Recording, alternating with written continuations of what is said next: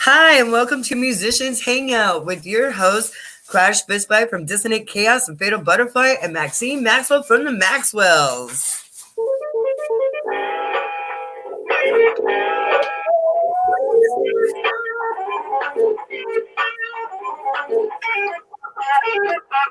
Happy Wednesday, everybody. It's great to be back. Happy Wednesday, quarantines!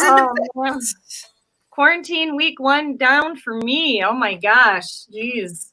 I have been in quarantine for the last, year and a half or so not much changes. Scott, my bandmate Scott, said it has been a boring day. Brother, I got to go to the store today. That was weird. I haven't been to the store in a few days. Yeah, right. But, vodka was running low, so it needed to stock up. And, food too. Still, not a stitch of toilet paper at the Lake Stevens Safeway. Nothing. Not a tissue, not a diaper wipe, nothing. Oh, so, man, Fred Meyer. All right, so I'll go over the mission statement. We'll introduce our guest tonight, guys. So Musicians Hangout mission statement is to be part of a revolution to create friendships with other artists and build a community network to save music. And boy, do we need it right now during the COVID-19 shutdowns. Jeez. So badly. All right. Yeah. So, Chris, go ahead and tell us a little bit about yourself and what band you're in. Hey, I'm Chris Sandoval. I am the drummer of Voodoo Death Gun. And yeah, Voodoo Death Gun. Played a couple shows with you guys. You guys are amazing. That's awesome. Holy Coley. By the way, hi, Coley. Thanks. Yeah, thanks. Totally appreciate it. I lose your audio every once in a while, so if I miss something and I have to say, hey, what? You'll know why. Okay. I don't know what. Totally fine. But so one of our guests says, "Hi, Chris. I'm your web designer, and that is my very, very good friend, Christine Nyland, who I've known for like 20-something years or something crazy." Well, hello, Christina. Thanks for joining us.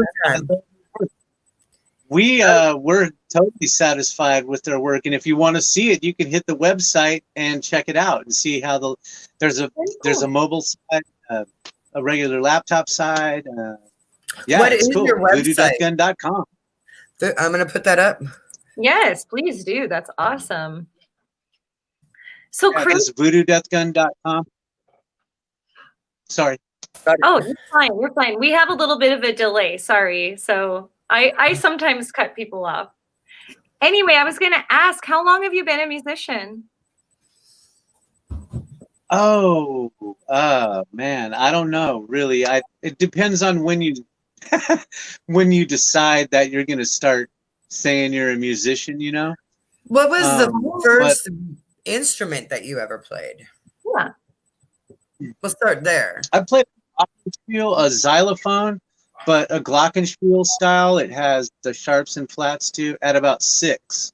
Wow. Wow. So you've been a musician since you were 6. I didn't even know what a glockenspiel was. I thought that was made up. That is. I was really actually more of a roadie and a tech. Okay. More than I played stuff, but I wasn't jamming with anybody a lot, and there was a few guys in my youth, and definitely a couple inspirations in my youth as far as drummers go. Mm-hmm.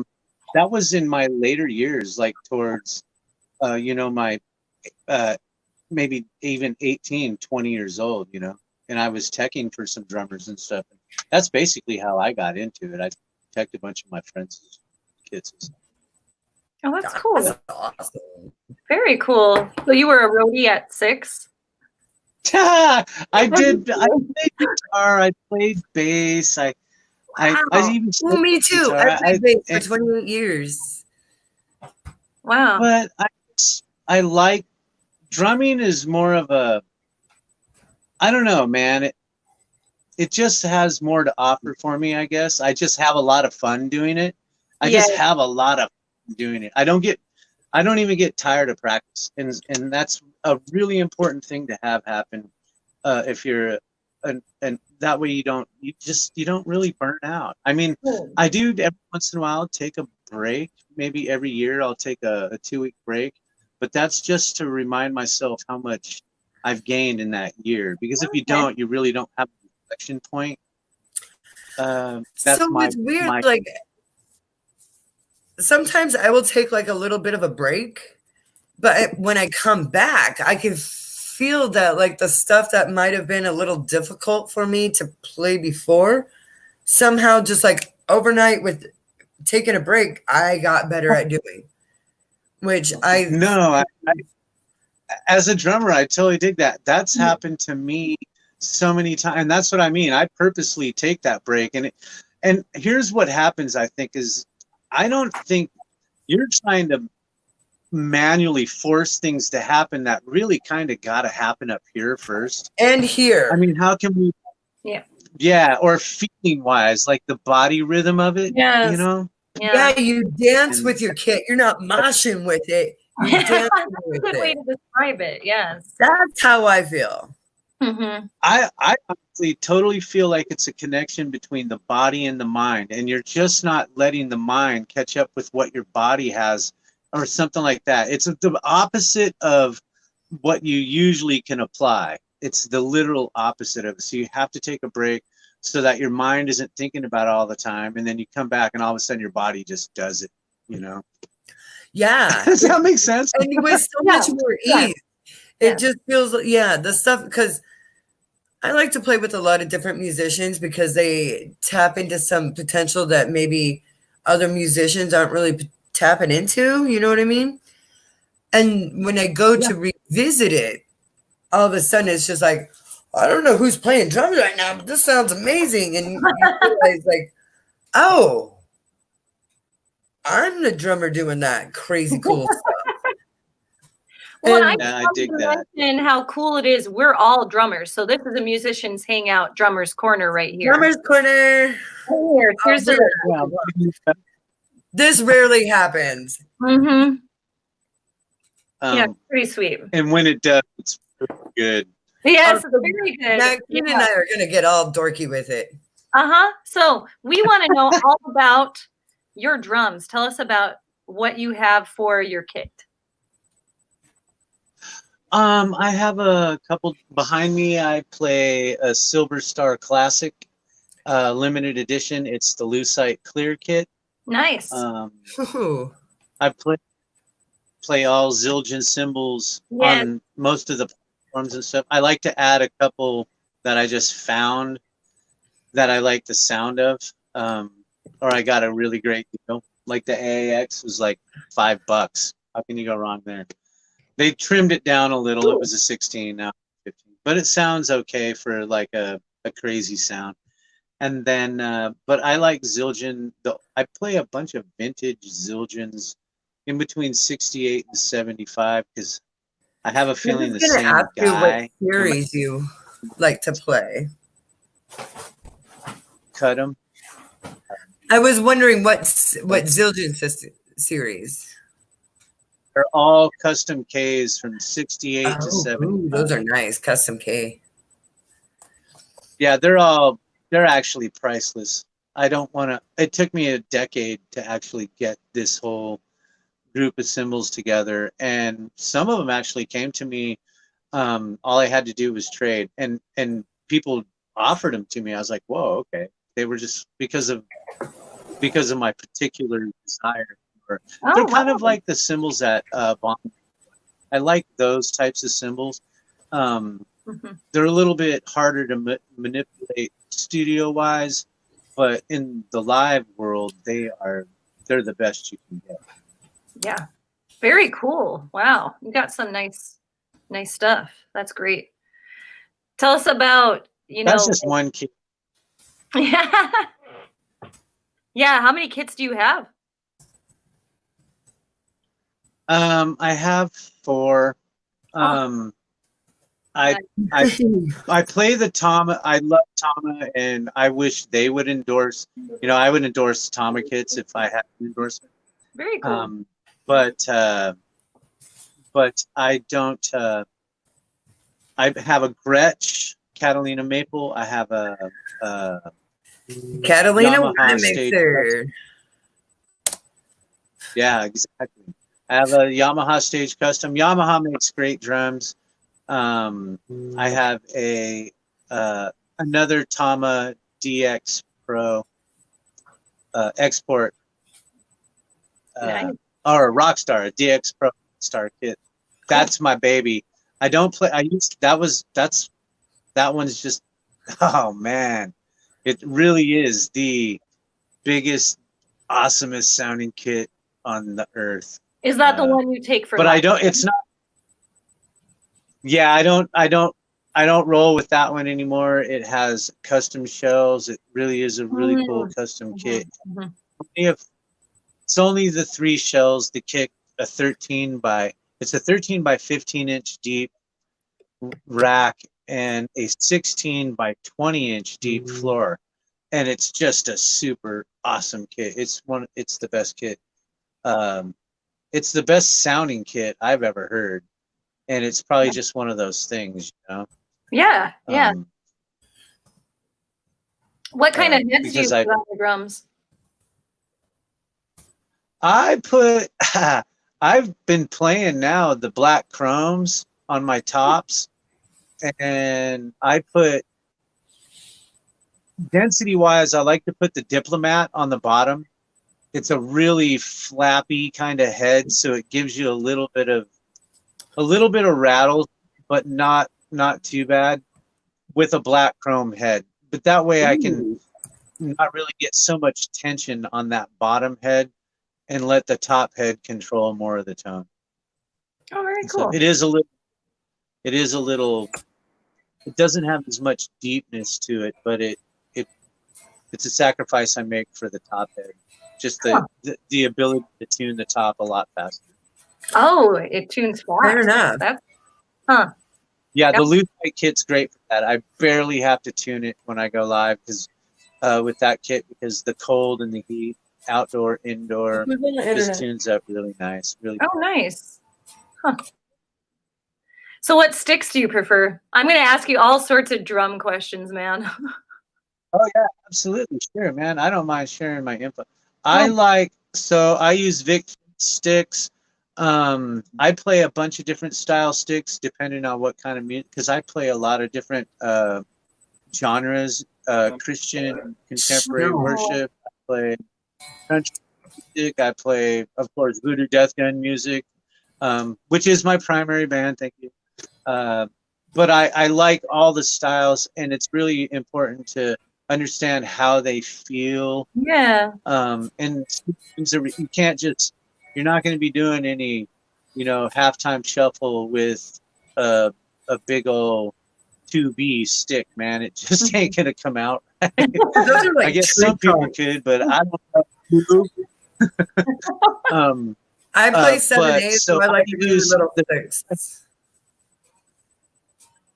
Yeah, I use Vic Firth exclusively. That's the brand I use, but I use the Zorro signature stick, the Dave Weckl signature stick for most of the contemporary stuff and like country music, anything that needs a real feel to it. And then for rock and roll, I use Vic Firth 5A freestyles, and they're just it's a big longer stick. That's why I use the Zorro stick, because it's longer than a regular 5A. But I use the 5 weight. It's a little bit better for me. I don't really need 2Bs. If you have speed in your stick, you don't need a 2B to make all the big loud noise. You just need a nice whip. Yeah. So here's the thing. I'm finding that different brands. So my very most favorite is Vic Firth, Natural Hickory, just your regular, $8.99 at Guitar Center. I like the almond tips or the acorn tips instead of the round tips. But I am finding that I have the Nova series Vic Firth, but the shoulder is way higher on the stick than the natural hickories, and the stick itself is longer. So The 5A style stick is a new stick. It hasn't been out that long. I don't really know how long it's been out, but I know that I tried them about 6 months ago, and there's a long sweet spot in the shoulder. There's great recoil, and it has a lot of distance in your grip area. In that whole area, you can get back to the back for good rock and roll sounds, and really move up to the middle and have good lightweight feel for stuff that you need to control with your wrist. Yeah. Cool. Yeah, now exactly. I have a question for all of us, actually. What brand of sticks do you just not like? For me, it would be Zildjians, and here's why. I used Zildjians for a straight year, only Zildjians, and I felt like they just whittled just down super fast. Like they are just way too soft or something, because I would whittle them down and break them. Whereas the Vic Firth, it takes me a while to whittle them down.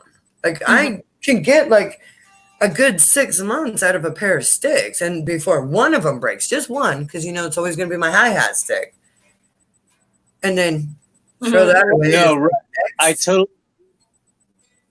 I totally agree with you. The Zildjian, like I'm a Zildjian guy, but the Zildjian sticks, they wear out on the strike area really fast. And the same with Pro Mark. The Pro Marks for me do that. On the wear area, they edge out really fast, whereas my Vic Firsts don't. Like you whittle it down till it'll break at that area. And whereas with the Vic First, I don't feel bad that I broke a stick. Yeah, don't feel bad if you whittle it down to where it's like toothpick size and then it breaks. You don't feel like, oh crap, I broke a stick. It's like, damn, I was waiting for this thing to break. Like, been using this for like a year and a half.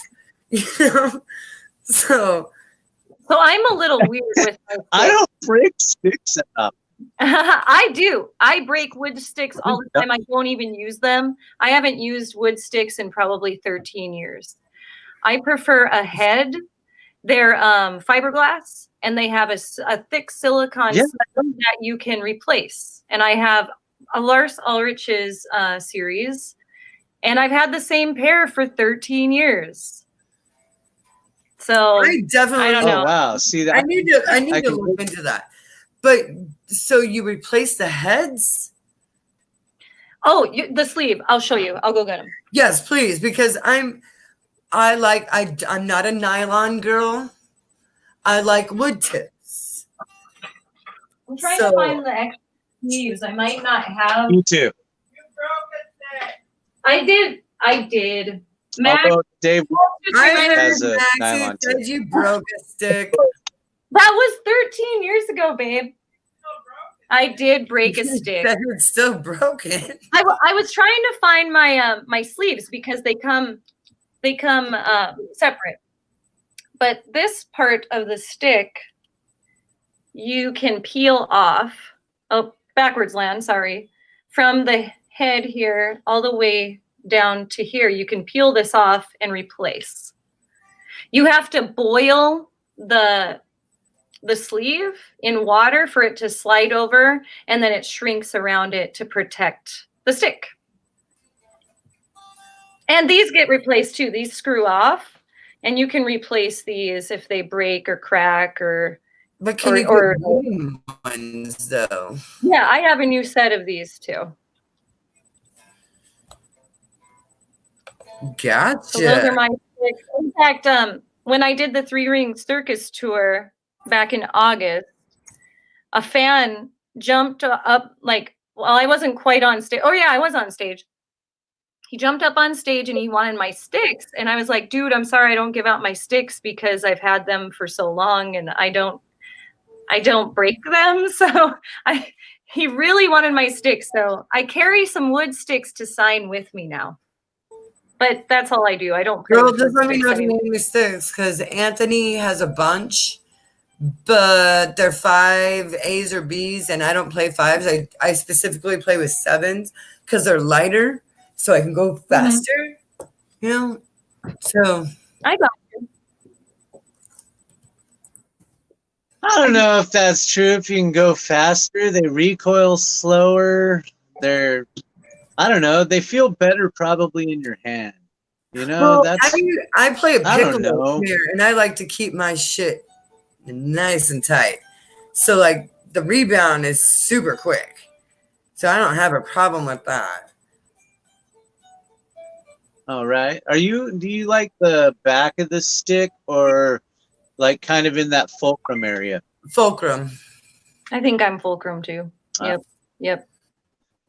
See, I like so I play that big, Well, that I guess 5A, it that depends. I know what you're 17-inch saying long now. stick. I guess it depends on how That's what, fast I want to go. Like if I'm playing super pop, I will play on the back of the stick. But if I'm doing other stuff that requires a little more technique, I will play closer to the fulcrum. I get what you're saying now. Like, well, wait a minute. No, I get it now. But yeah, the faster I go, the more I have to be on the end of the stick. But if I need more technical stuff, I'll choke up on it. That's why I was saying try that big stick because it's giving you a distance in that fulcrum area. It's elongated. It really makes it a comfortable stick to use. You don't get so far to the back ever, you know, on stuff that you want to have a nice whip and whoop to it, you know. You don't have to get so far to the back that you're like, oh my God, this stick's about to fly out of my hand. Yeah. You know, you really, and I don't know if I don't know why sticks haven't ever been that long before, but I always was wondering myself, I'm like, ooh, this stick. And then I've had some sticks that were shorter. I was like, this stick's way too short. And then the Zorro stick it's 16.5 inches long versus that 16. I was like, oh, I like these, but they feel a little thinner. Okay. But then that new freestyle stick came out. I was like, oh yeah, this is what Daddy's been waiting. That's awesome. Yeah, they seem to have a lot more options with different things for us nowadays, with everybody, like, I don't know, inventing more cool things for musicians. And yeah, I learned how to hold my sticks when I did marching band back in, gosh, I started playing drums when I was 10. I probably started marching when I was 12. So nice. Yeah, I did some marching band, concert band too.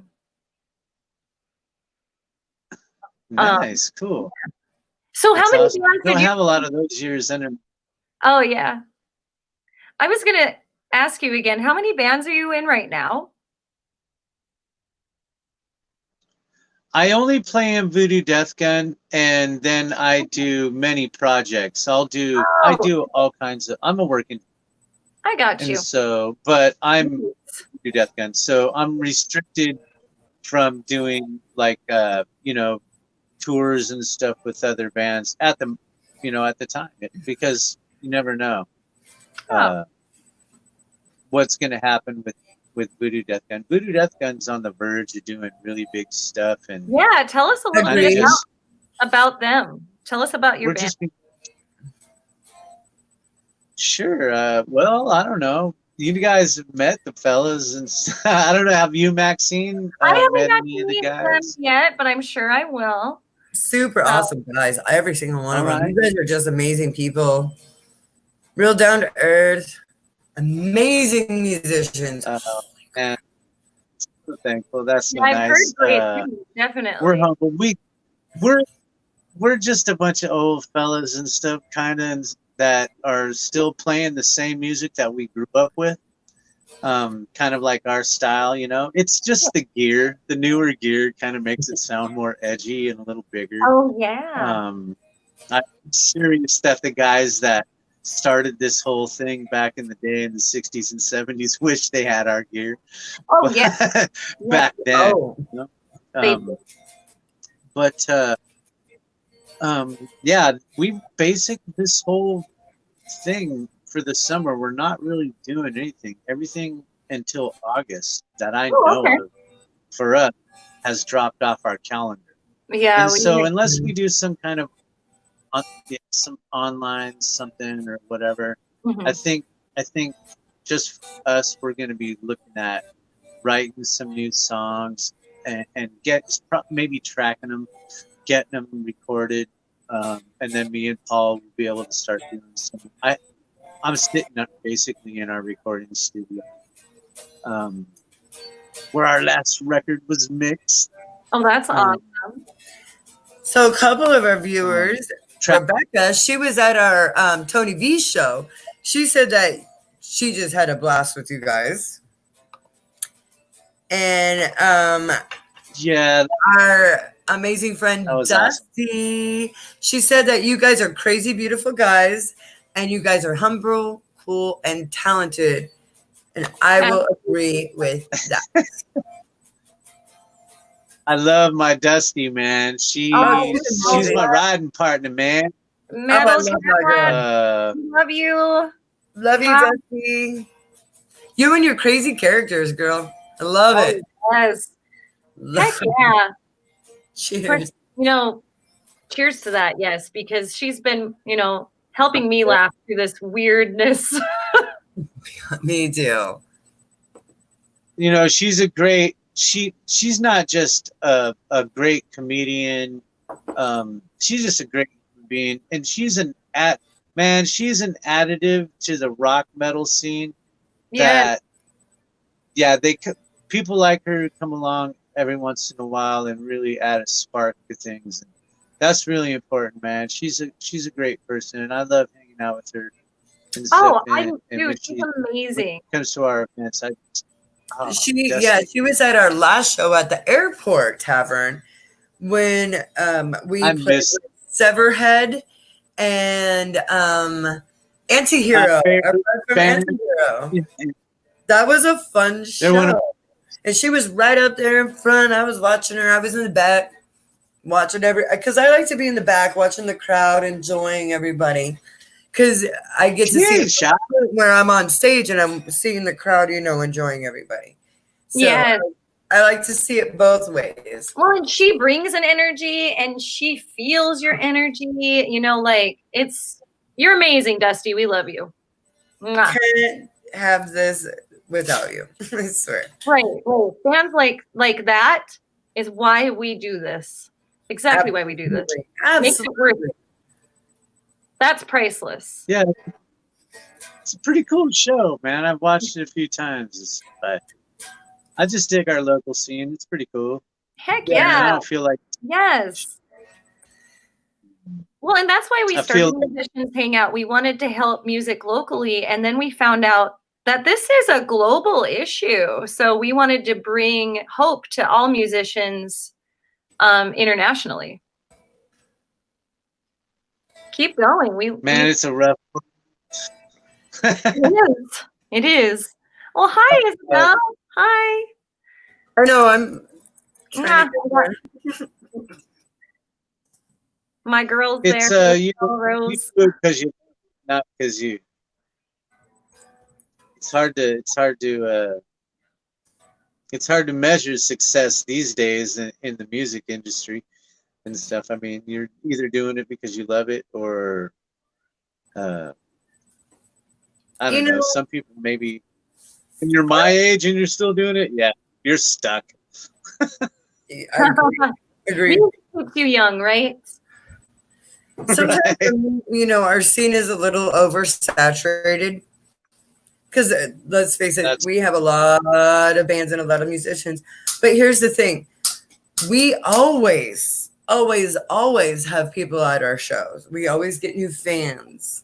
And I think that's awesome. Like, our scene has really, even our fans support everyone. And I think that is the most awesome.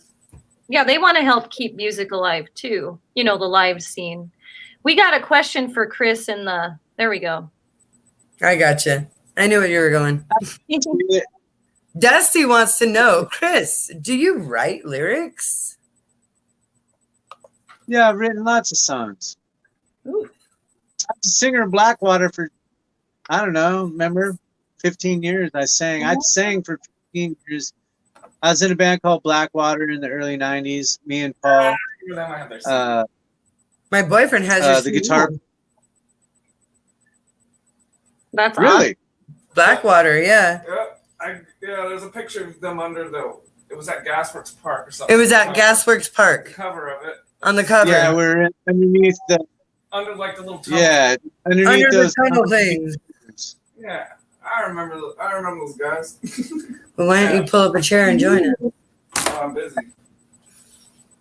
Is that pop by for a minute? Right on. See, you were remembered.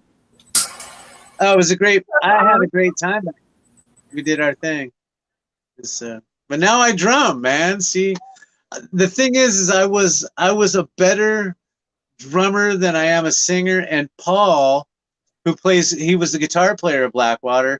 It really is. He has a unique voice, and for Voodoo Death Gun, and he's a great singer, man. And so the swap for us was cool, and me and him are mentally on the same page when it comes to putting these songs together and writing. We kind of go with a simpler plan. Okay. That way, there's room for a bigger plan later. You don't have to saturate every single instrument with 16th notes.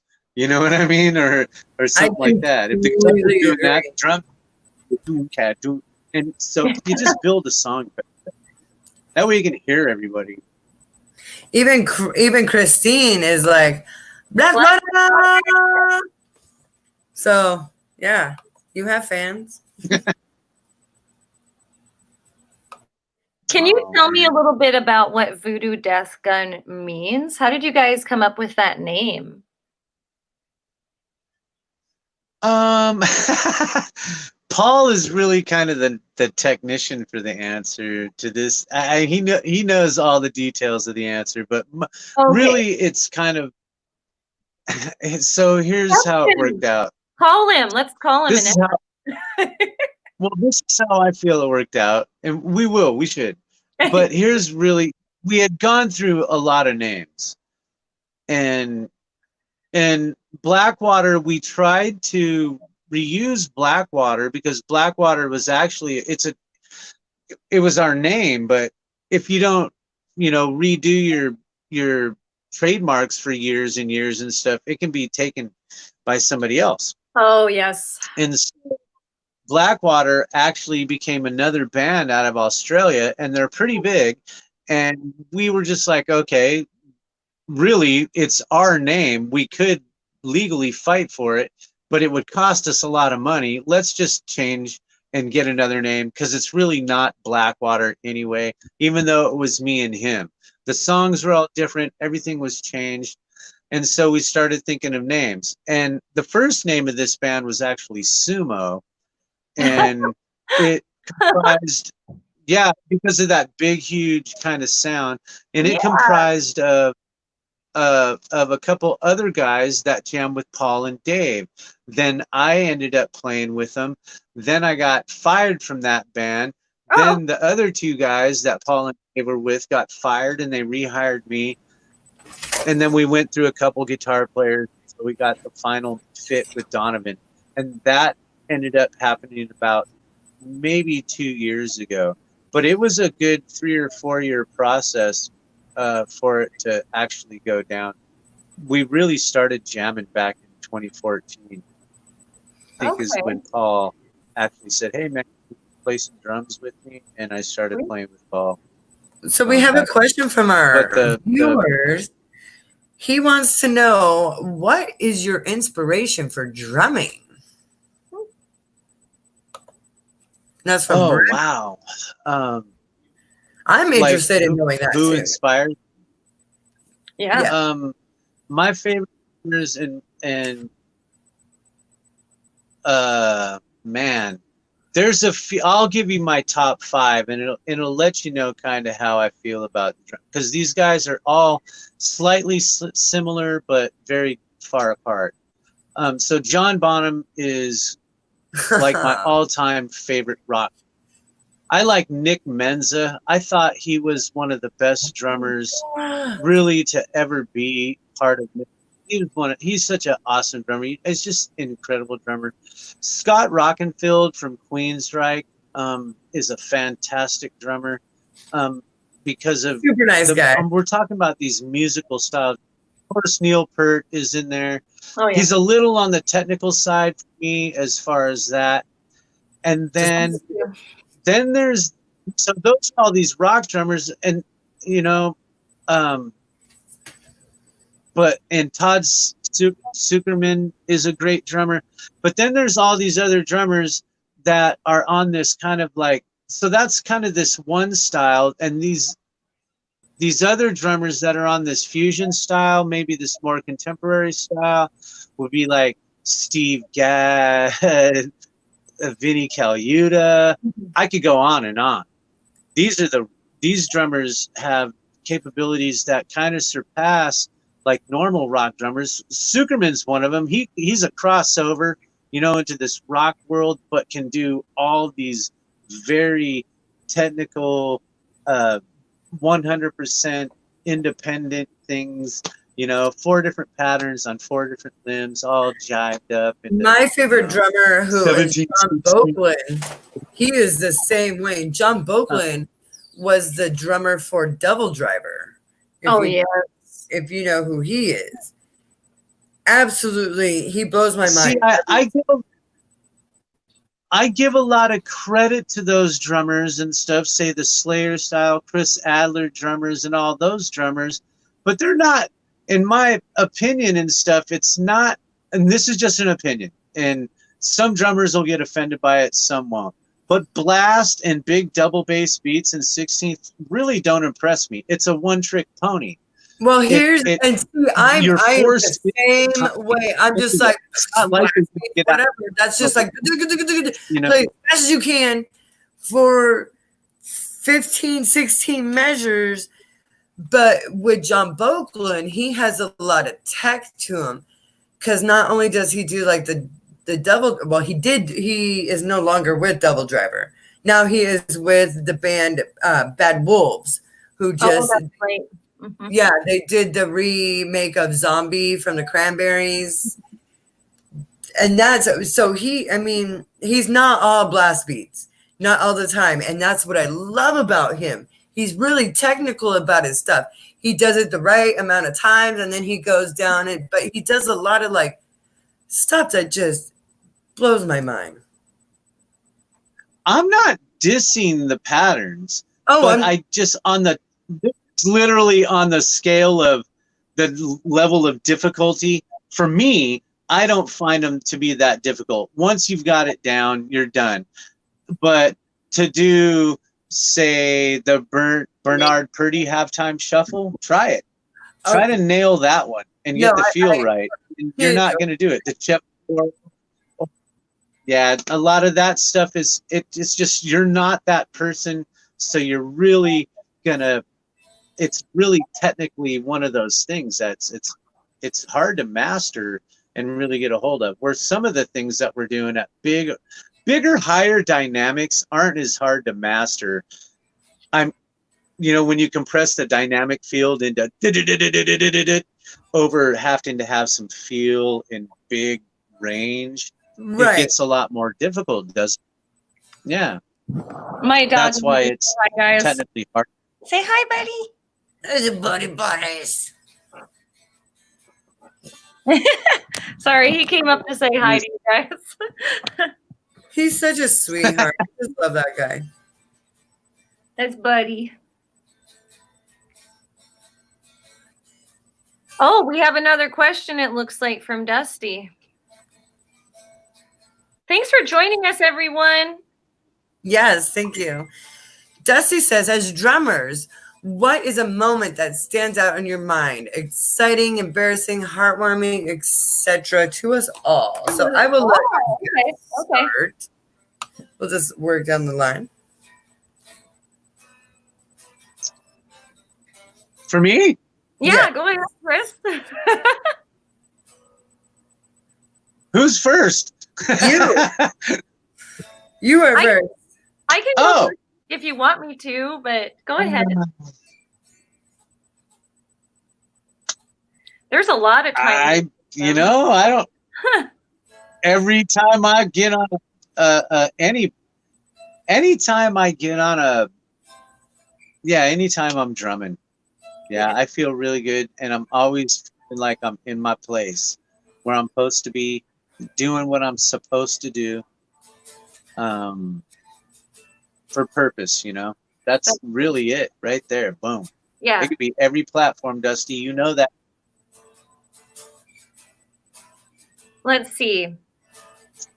I have a song called Celtic Demon that a lot of my fans know the song. And when that was sang back to me for the first time by the crowd while I was singing, because I sing and I drum at the same time. And when I heard them singing with me, I couldn't even look up at them. It was so breathtaking. It made my heart stop. I was just like, oh my gosh, I'm back in my jam room. I'm not here. I had to focus. To hear everybody sing my words I wrote was so trippy. And now that's a good one. It happens quite a bit now. It happens all the time when we play live. I love it. So it's humbling. Yeah, it's humbling. I love the fans.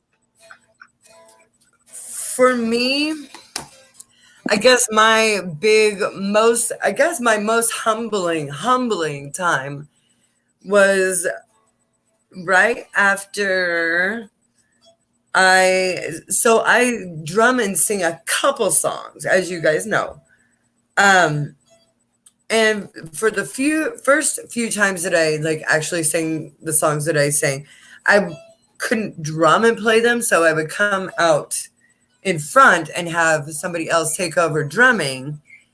And then Maxine gave me the courage to get a headset and get back there and just do it, learn it, do it.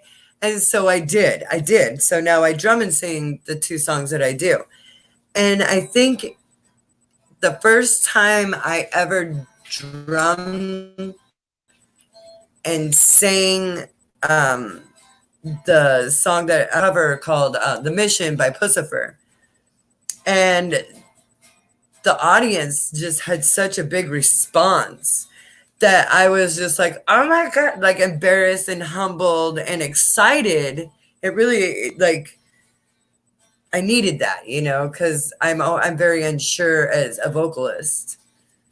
And then, trying to learn how to do everything. But yeah, it was the first time I drummed and sang, and the response on everybody. That was the most humbling. And we have a question from Christine. She wants to know what's your favorite Voodoo Death Gun song.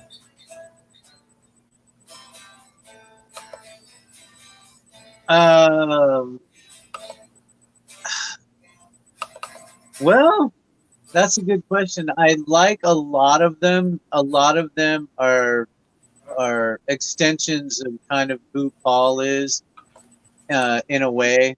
And I think my favorite. So, Christine, you might not have heard some of my favorites. I don't think are any that we've put on website yet, unless Paul has a CD for sale, and you would know. You can bug him about that. But I don't know if the new CD's for sale yet on a fully released and stuff. I know the demo is released, but so we'll talk about that later. My favorite songs are Felon Fated. I like Women's Song Wine, or Women Wine Song is the real title, but the lyrics are in a backwards order. I like Suffocate, and man, I don't know. I like every one of those songs. And then we have a bunch of new songs that are coming up.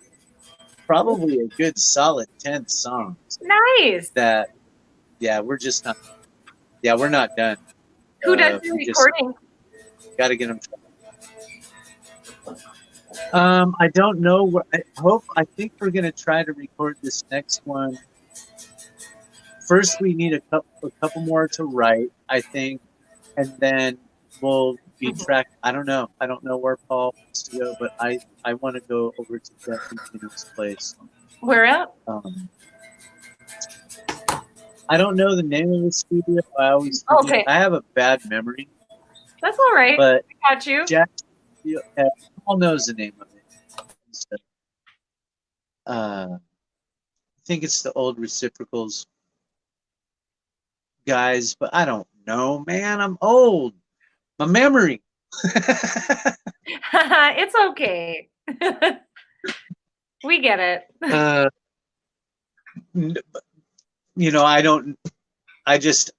We recorded there. It was one of our first records years and years and years ago, maybe 30 years ago at Triad.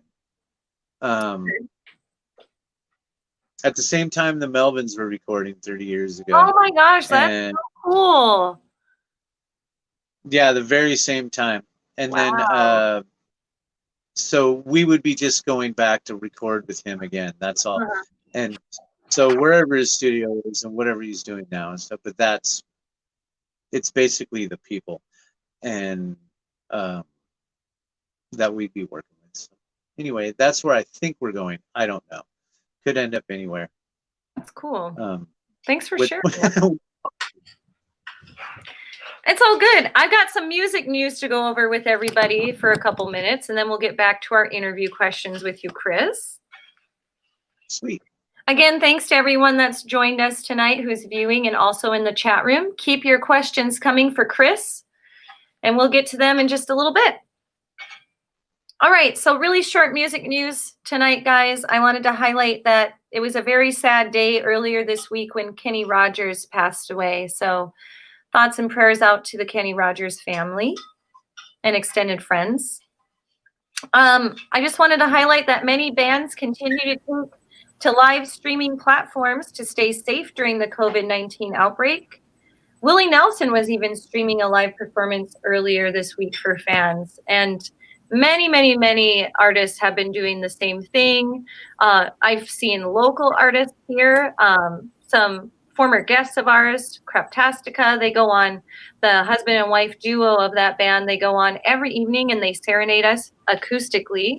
So shout out to them. Absolutely. Craptastica. Love listening to you guys every night. And don't forget about tuning in this Friday for our first of our series, the COVID Concert Virtual Festival. And the Maxwells will be definitely be beginning that at 6 p.m. Sorry, stumbling over my words. So yeah, we'll kick it off at 6 p.m. this Friday for Musicians Hangout and Big Woods Records Virtual Festival. Ooh, I'm very excited. Sweet. And yeah, huge thanks out to Justin in New York for making our commercials for us. Can't wait to see some of them. I watched a couple. He sent a couple of them to me last night. Well, he sent it to me a couple days ago, but I've just been crazy busy. So I got to watch them last night. They are awesome, and I really cannot wait for everybody else to see them either. Heck yeah. I haven't checked our Musicians Hangout in a while. Oh, he sent it to you, right? Yes, he sent it to me. He emailed them to me. Okay, I didn't want to miss out on anything. And yeah, everybody that has reached out to us to be part of the 6-week concert series, if you haven't heard from us yet, we're trying to get to you. We've had hundreds of bands overwhelm us right now, and we're trying to get everybody a time slot. So give us some time. Give me a minute. What a response, though. We started out the festival, we were going to do 1 day, and then we extended it to 2, and now we're doing 6 weeks. 6 weeks. Every Friday for 6 weeks, yeah. Wow. So yeah, Chris, if Voodoo Death Gun wants to, maybe play one of our shows in the next, I'd say, month, you We guys have know, like, some dates available for 410, 417, and 424 so far. Yeah, we do. But those spots are running and they're filling quick. Filling They are. quick. Yeah. So get it while they're getting top. What was that?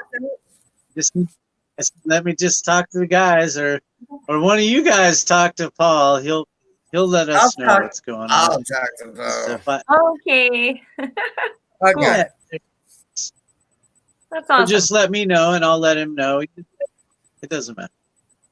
I'm just gonna message everyone. And if we're available, I don't know.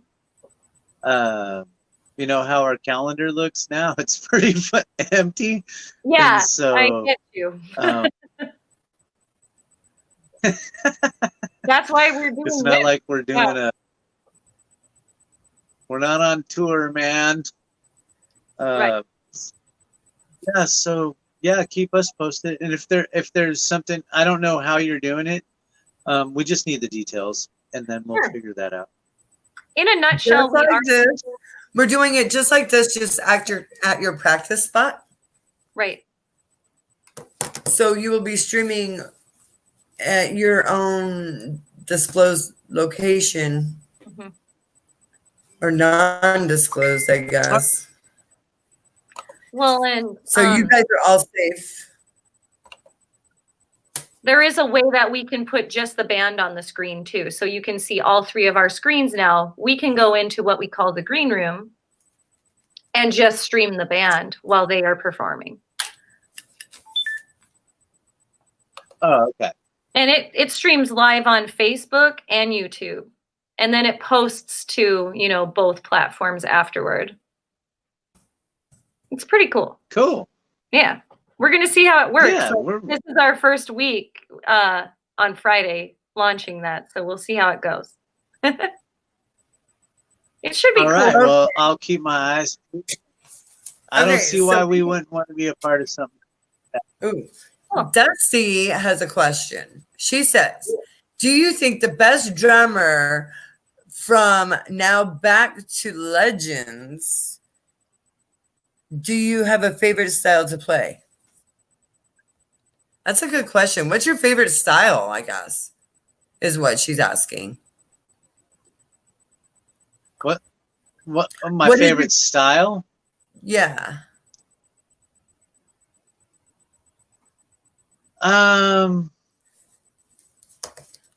My favorite's actual, I don't know, man. If you're asking me what my favorite, that's a really, my favorite style, I have to say, is to play rock and roll. It comes real natural, but it's not my favorite style of drumming. My favorite style of drumming is kind of more of, it's more of that fusion style, more of those really complex rhythms and stuff. That's where a lot of fun can be had, and you're never really not learning anymore. You're leaving the world of 2-4-4-4-4 on the floor, 3-4 and 6-8 kind of behind, and learning a whole bunch of new kind of feels, and those have a cool place in music because that's the space between that you're kind of trying to conquer with an actual note. Most of the time, the space between we tend to ignore as drummers, and that's a good thing because you don't want there to be any drums there. It's an essential thing in learning how to play drums and what you should be playing over what you can play. And so what you can play, if you're going to go into that area, you have to use technique and style and feel, and that's when you're allowed to use the space between properly. But if you can't count it right and you don't have an idea of what those complex rhythms are, how are you going to perform them, especially when they take 3 or 4 levels to actually perform. And so that's a huge challenge for all drummers. And I aspire to be one of those great ones that can do that, even though I like to play rock and roll, which is still getting back to those basics. Boom, bam, boom, bam, you know. You can't play fusion like Animal. No, but I feel like jazz is super technical, like the most technical you will ever. If you can play jazz, you can play anything. Anything. I don't care who you are. Like that is just insane. I kind of tend to agree with that to a certain extent. I think that you're swapping technical abilities when it comes to jazz because you're really kind of just transferring to your hands. Whereas a lot of people think jazz is like kind of like, oh, you got to play this light-handed hi-hat, you know, or this light-handed ride. But really, in a sense and stuff, it's kind of like the ride's in control, or the hi-hats and the cymbals are really, the hands are in control, whether it's the ride and the snare or whatever. But the snare is actually the accent part, and then it has these pops to it, but the ride is the thing that's in control in a big way. So technically you're transferring stuff that you might be doing on your feet into your hands and maybe your left foot, but it's really linear between those two. So you can pull off the nice, it sets up these 16ths the right way, the 8th notes the right way, and then you can pocket every one of those subdivisions if it's a shuffle or a dupe or a single note or a double note in between, in that space between the you know. And it's just, I don't know, yeah, it's the most difficult, I think. For me, as far the swingy kind of beats, when it comes to maintaining the hand and having that rest area, tend to be the ones that have in the past given me the most trouble. Yeah, I get you. You know? Yep. Me too. I understand that. Yeah. So Dusty, our good friend Dusty, she wants to know, who is the best drummer, alive or dead? Wow, man. The best drummer for that's a good one, and there's going to be so many people that could fit into this category in my world. Oh yes. Todd Zuckerman's one of the best in the world living. I think just because he can go both places, all the way from big drive and rock and roll to other styles and feels, and really has a great four-limb independence.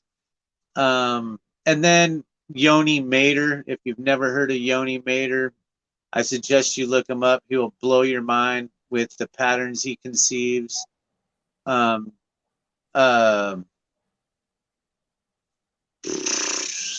leaving out some of the greats like Buddy Rich and stuff like that, but I don't find it to be.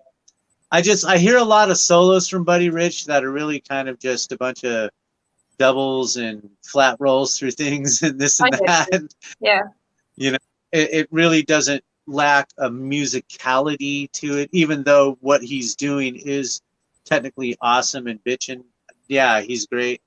But Tommy Aldridge, he's one of the best living drummers there is. I don't go into the places that guys aren't really the original makers of their own destiny and stuff. So I guess a lot of people would say Mike Portnoy, Chris Adler, you know, maybe some of those guys.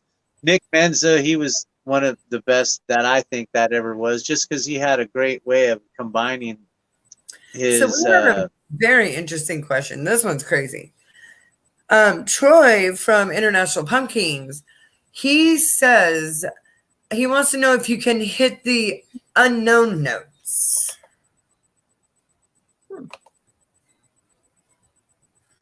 I don't really know what that means. as far as like, can I hit the unknown notes? I think they're called upbeats, but our upbeats are just big fat space because our stick is coming up. So I mean, maybe if you like smash on a cymbal on the way up, I'm not exactly sure what that means. Look, it's really, drumming is kind of, when you bake it, for me and stuff, and like I said, a lot of this stuff can be opinionated, but drumming is a really broken down ruler. Okay. And that ruler has hash marks on it, 1/4 inch, 1/8 inch, whatever. The inch will say is your downbeat. Okay. And then you say we're playing 16ths and stuff. So you have, no, let's use quarters because it gives you an idea. Now, there's measurements, those 16ths, the space between each one of those quarters. But that isn't what necessarily your guitar player is doing. He might be landing his actual punctuation in between a space in between the 16ths of the quarters, but he expects you to keep those quarters right on.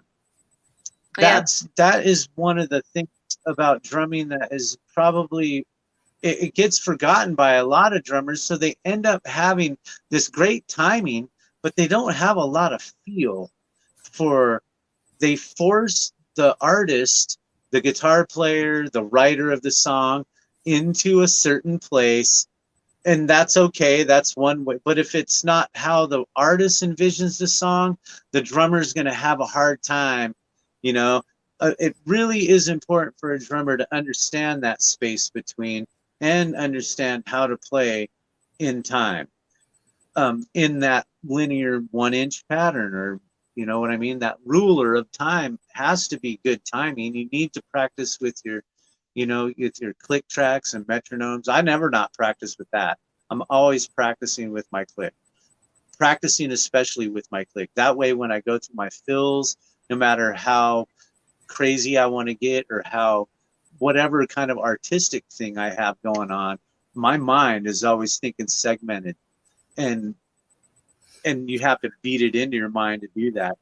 Then you just take it away. I've really been getting down on my click track lately at my house. And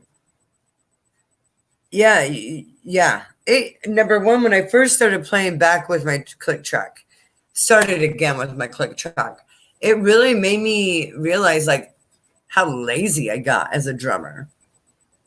Playing with certain people, I just got later.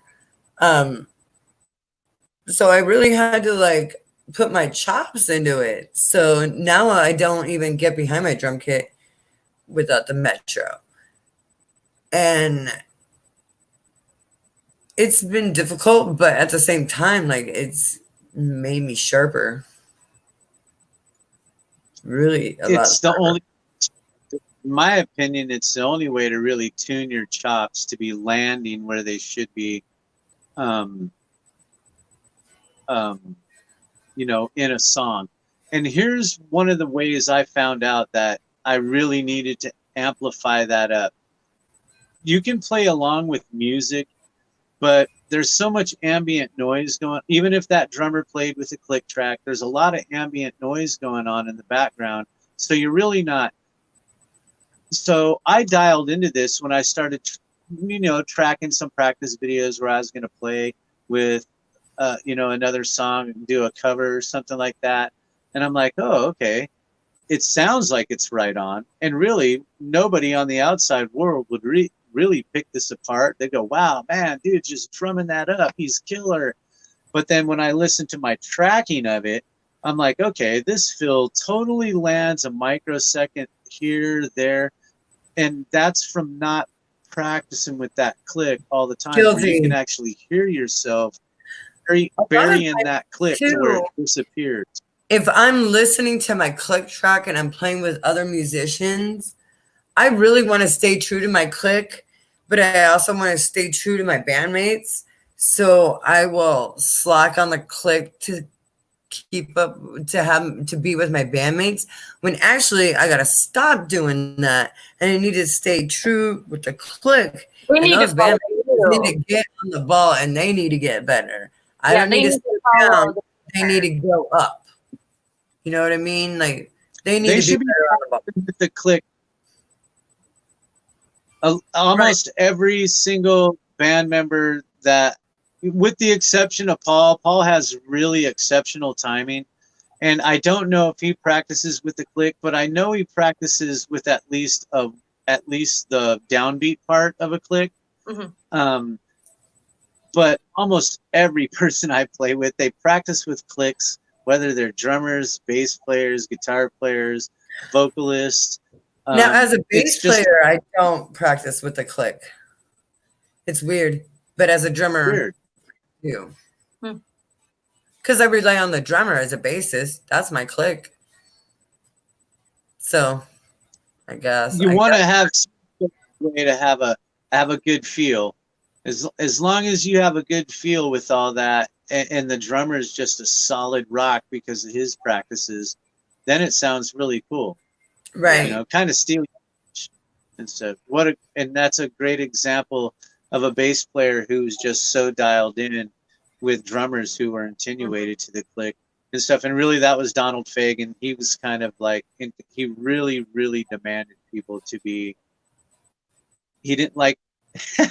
I don't think he appreciates a drummer's point of view when it comes to fills and chops. He needed space to make the song come out, and that's really how Paul is. If you listen to Voodoo Death Gun music, you're not a lot. You're gonna go, wow, man, this is really driving music, but you can't really dig into the drums and go, wow, he played this crazy drum fill here and this there, because it's not. It's purposefully not done like that, so that there's space for the other music.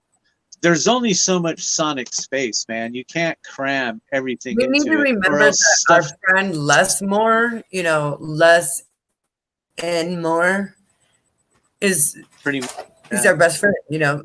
Sometimes less is more.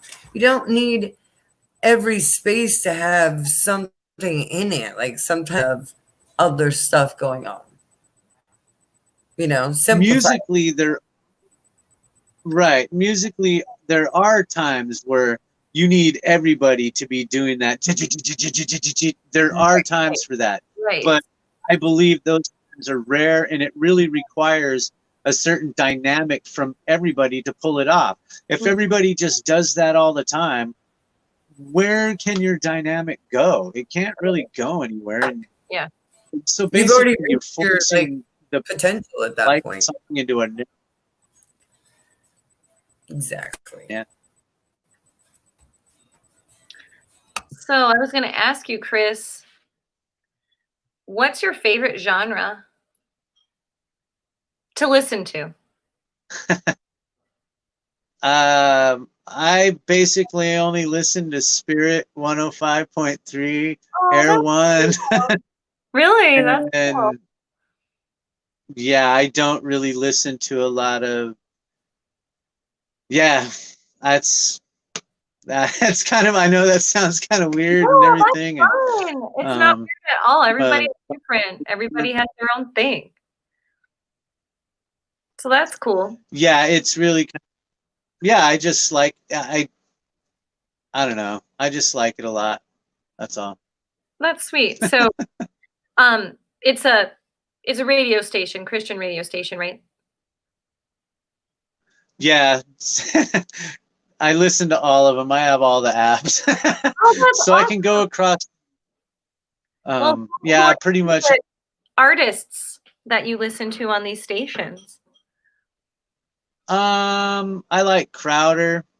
Okay. I like a lot of artists. I know a lot of them. Some of them are my friends.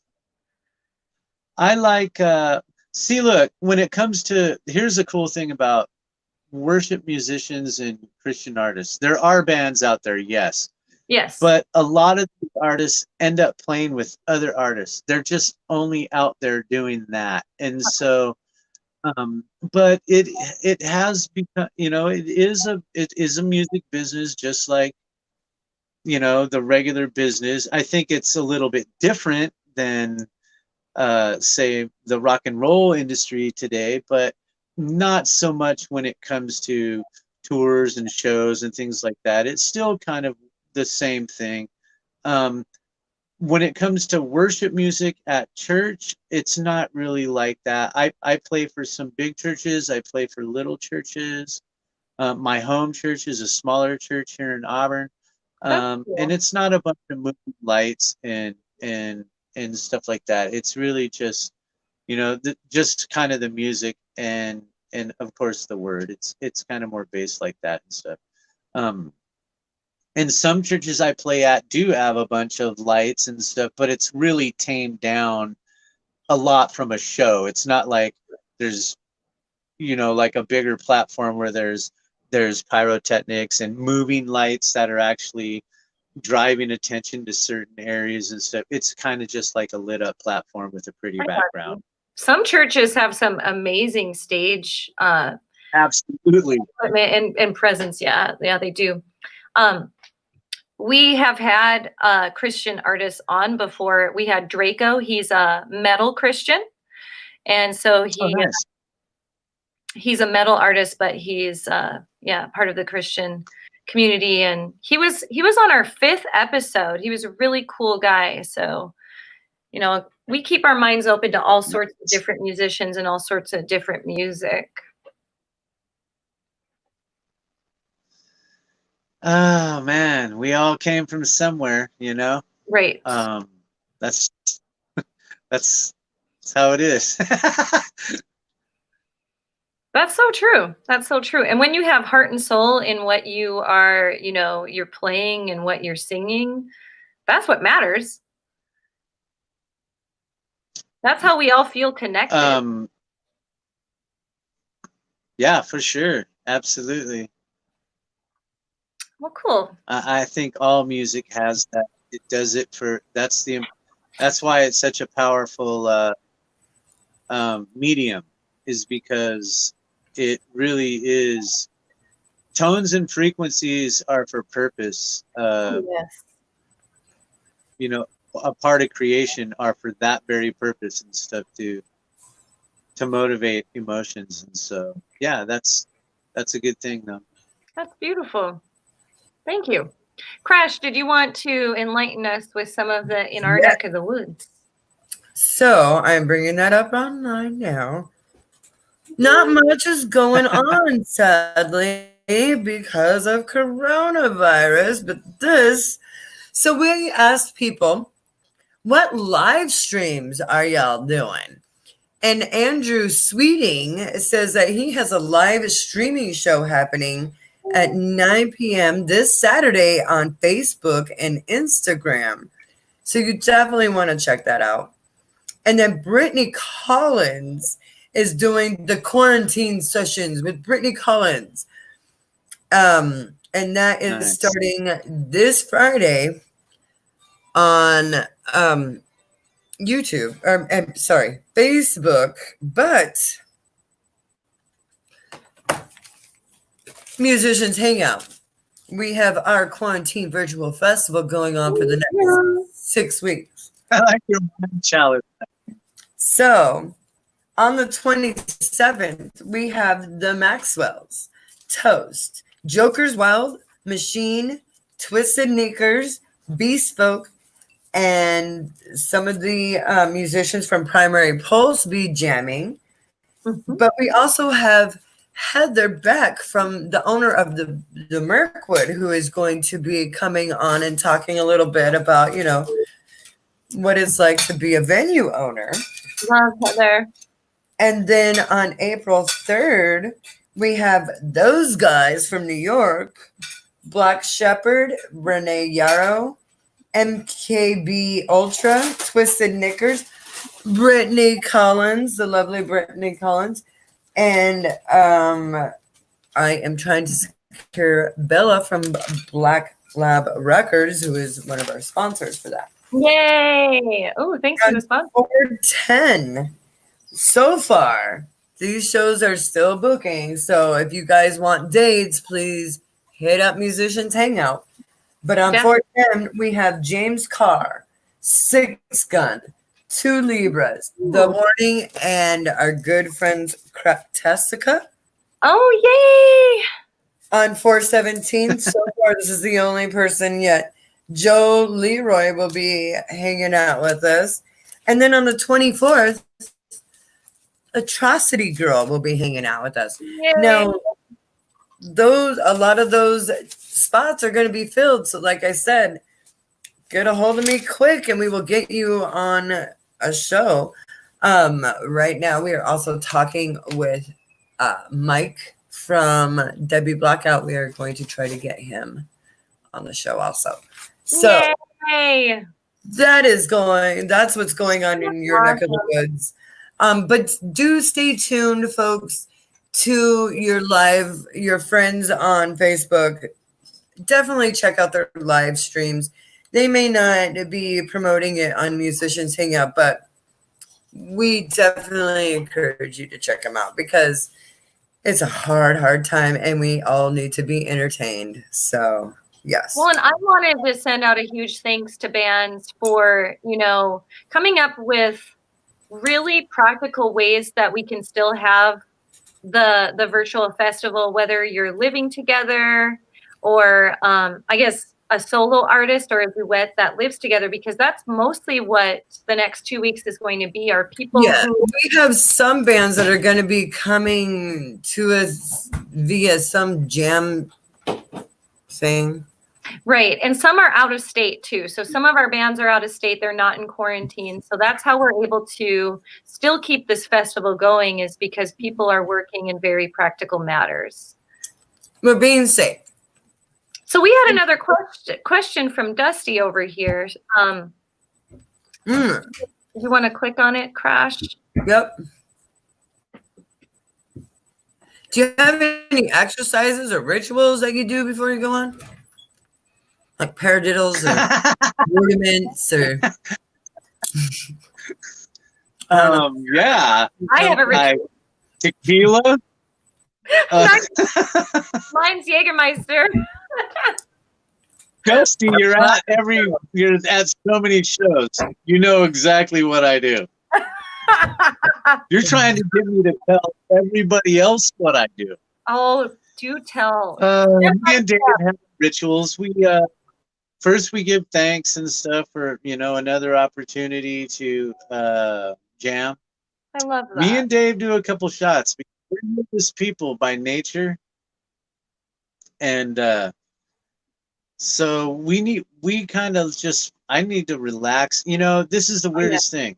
Singing for 20 years, I never got nervous. I never had any kind of, it was like, I was just, show. Yeah. As a drummer these days, it's really kind of bizarre. I do get kind of a nervous stomach. Oh, yeah. For the bigger events, when it's just a bar show, not so much, but anytime it's bigger and I know anybody of importance is there, it's just a weird nervous feeling and stuff. And so, that's something that's new, and I'll share that with everybody. It doesn't happen all the time, but. So I was drumming before I was actually singing, and then singing and drumming. Mm-hmm. So when I was drumming, I was always nervous. I even have my cymbals set to like face level so nobody can see me when I'm sitting back there. Like I never have good photos with all that. Because like I get nervous and I don't want anybody looking at me. Yeah, I'm the same way. Now before I could sing and drum and I would step out and grab that microphone, I was a completely different person. Like I commanded that stage and I'm doing all sorts of stuff. I'm like, who am I right now? Like, I don't even know who this person is right now. And now that I'm drumming and singing, like, it's kind of half and half. Like, don't look at me, but like, look at me. Cause like, I'm singing my heart. It's weird. It's a weird thing. But yeah, if I'm just drumming, I get nervous. Not that at all. I get nervous. You can make you can make mistakes as a you really can. Like you can forget your words and mumble on through something, and it's really bad. It's harder when you have complete control of the volume of your mic. When you're drumming, everybody hears those mistakes. They don't take that shit lightly, man. They're like, "Yo, I think that drummer just messed up. He's out of time." Yeah. And so that's, I think, what it is. So my friend Rebecca wants to know, what's your favorite song to perform? Ooh. What? What is your favorite song to perform? My favorite song to perform. One of my favorite song to perform. I like performing Children of the Grave by Black Sabbath with Voodoo Death Gun. That's one of my favorite songs to perform. I love Black Sabbath. Yes. Yeah, no doubt. And we are there's a big influence on us, especially on that kind of like that riff side and stuff. And so, but Felon Faded is one of my favorite songs to perform. It has a lot of cool moments that you can make in the song, that can just happen no matter how you play it. It's one of the songs, like a lot of songs, to make a moment in the song, you have to force it to happen. Like, oh, let's do this in the intro of the song and kind of elongate that drum beat, so you can do a little something here, maybe create a moment with the crowd, with that new intro. Felon Faded just has that stuff going on in the song. It just happens that way. The way the breaks are, the way the solos are, it offers opportunities for each individual of the band to like kind of like, I don't know, maybe draw attention to themselves right before, and then literally point out attention to another part of the song, another member of the band. It's one of those songs that does that natural. It's awesome. Felon Faded. Sweet. Thanks for the questions, chat room. You guys are awesome. Absolutely love everybody. Very lively tonight. We are alive tonight, and we have a friend of mine, Breno. He's from Spain. So hello from Musicians Hangout to Spain. Thanks for joining us. You guys can't see, like I just like friend requested Breno. Yay! Yay! Got a friend down. Oh, yeah. Very fun. That's cool. I got room. Hope you guys are being safe over in Spain also. Definitely. Oh my goodness. Yeah. Our hearts are with everybody. Like Spain and Italy, though, have got their shit together. They're out there just playing songs to each other on their balconies. Kudos to them. They're stealing toilet paper from everyone. Yeah, they're not being crazy, right? Crazy Americans. Pasha. Can we be Canadian? Please. He says that he is listening to a lot of rock. Yeah, that's how we survive. Get through our time. Rock and roll, baby. Yeah. And Jesslyn, he's just like power punch. Yeah. Power punch back. We can do that online, right? We're social distancing. We are social distancing, like power punch. I feel like we're like Captain Planet, like with our little special rings. Captain Planet. He's the hero. Oh my God. So Chris, I just want to ask you, what's your favorite way to listen to music? If you can listen to music any way possible. I'm a vinyl girl. I really love vinyl. So if I can listen to music any way, I'm going to chill out with a glass of wine and just listen to some vinyl. I like to stream. Call me a YouTube. Yeah, I don't like MP3 formats at all and stuff. I can hear the phasing Oh, almost that's so annoying. I know. on. I know. Yeah, compression and so or whatever that is. You're exactly right. It's compression. Yep. But I actually like to put my in-ears in and get on my kit that way and really kind of isolate the music from the kit, and Ooh. then I kit with miking into the music, just My slightly. headphones are like that. But I really enjoy listening to music with my in-ears that way and stuff. I have really good ones, and so yeah, when you have really good ones and they work really killer, there's really nothing that can get by. Heck yeah, that's cool. But other than that, I really like live performances in big. I like nice rooms where there's a really good system going on. Mm-hmm. And concert level SPL. I really like concert level sound because there's a percussiveness to it. There's an actual, the atmosphere is moving in there when that goes down. And so that's really my favorite way to listen to music, is at live big venues that have great giant sound systems. So that it has what I but want. I feel like a lot of times and during all the little stuff that kind of gives it its little nuances, if that makes any sense.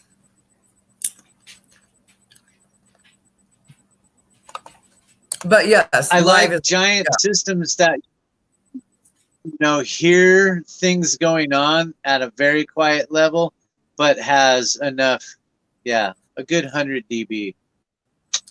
Yes. With pressure behind it, and you're talking business. Oh yeah. No matter what the genre is. Very cool. Yeah, I'm a little jealous that you get to play in churches, because I'm sure the acoustics are amazing in a church. Like, I don't think I could play most of my songs in a church. I'd be a little more, I drawn that line with Black Sabbath there, but well, I've done it, but not out of worship. Yeah, bet. Yeah, I got you. Very cool. Very cool. Yeah, a lot of the worship artists that I know and have and I'm blessed to play with, man. I just love every one of them. But a lot of them know a lot of, secular music. It's not like they don't know songs, Right. Yeah. Yeah. And some even in some of them have been in secular touring rock bands and stuff. I'm not a name dropper, but yeah, that's so they still play Christian music for Christian bands today. So that's so cool, man. I love that. Me too. Totally respect that, man. Oh gosh, I had a question for you. And then venues you've played. Tell me a little bit about your venues that you've played. Which ones do you really like? Any of them really memorable to you? A lot of the really good ones are gone. I hear that from a lot of people in the local scene there. Yeah. The best venues of today's world, I believe, are the venues that actually are, Louis G's is a great venue. I love Louis. You can bring your family there. Great sound system, great staff. Chris is an amazing sound guy. Yeah, absolutely. I've been working with Chris for probably 2 decades now. Oh wow. Yeah. He's amazing. Yeah. And so, but a lot of them are gone and stuff. I'm not I like Tony V's up in Everett. One of the best places to play in the state was a place called the Palomino. I remember that place. And they're kind of gone. But the Knitting Factory I've is heard a great them. venue. I hear they're great. Yes, Spokane, right? Yes. They naturally they can have giant draws, but they naturally have a big draw. You don't have to be this, you know. They do it right there and stuff. Those are the Seattle places, but of course, there's many places across the states that are great venues. But really, it's just today's world is oversaturated, and you don't know what you're gonna get. That's why I said One night, it's saturated. Yeah. One night you're in the 200 range. One night you're in the 100 range. One night you're in the 10 range. And one day Saturday you're like, night, you don't know what the hell you're like 259,000. Like, yeah. you just don't know what you're gonna get. One thing that does remain solid in my world is that depending on where I am, but the church is always the same. And at some churches it's 1,000 people, some churches it's 300, 400, 500 people, but it's always that really kind of doesn't fluctuate. Wow. My home church is a little bit different. That one's been in decline for a couple years as far as the contemporary service. And I don't get into church politics. I'm just the drummer. I got you. And so I'm not speculating on that stuff, but other churches are growing. And so, yeah, it is what it is on that end, but it's always stayed pretty consistent here. It's the weirdest thing ever to not. I just streamed a service at Our Savior Lutheran Church, which is in South Tacoma. I think maybe Puyallup, or maybe South Tacoma in that Puyallup side off 112. And it was weird to not have, like, you're kind of playing in front of cameras. It was kind of a different thing, man, to have an empty church. That's never actually happened to me. Yeah. Oh my gosh. That's how I envision my Do you think music our world videos. is going to get to the point where you can't even come to church? Like, you just have to have like a virtual church meeting? Well, that's what they're doing now. Seriously? I can do that up right now. Yes.